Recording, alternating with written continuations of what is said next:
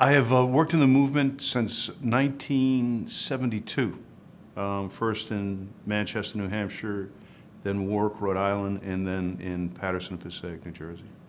I got my start in the Boys and Girls Club with Dave Ross in Manchester, New Hampshire.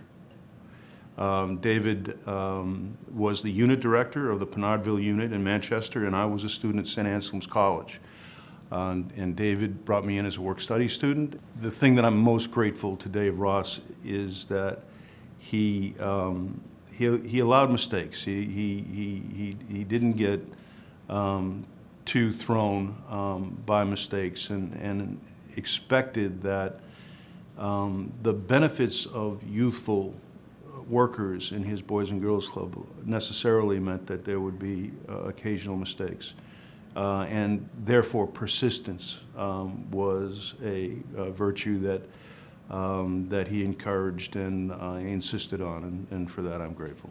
I began working with teens that were doing poorly academically in a small suburban subsection of Manchester, New Hampshire. In fact, they were some of the poorest kids I've ever met, but they were rich in spirit. And our ability to creatively bring out their academic talent, which they didn't even know existed, was, again, very fulfilling for me. I think the most gratifying thing is when you see a young man or a young woman return who came to the club when they were children and who are amazed at what we've been able to do with the facility that they enjoyed when they were young. And that want to make sure that we know how grateful they are for the service that was provided to them. There were two clubs that we recovered that were neighbors of ours. One was a suburban club and one was an urban club. And I had the opportunity to recover an area council, a statewide group that had ceased to function, and we brought it back to one of the most productive in the country. So those were satisfying experiences.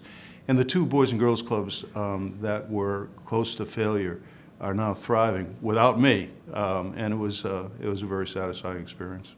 You know, I don't lack mentors, and wouldn't want to focus on one for fear of leaving too many out. There are so many shared experiences that organizations have that you really should never feel that you have to do anything alone.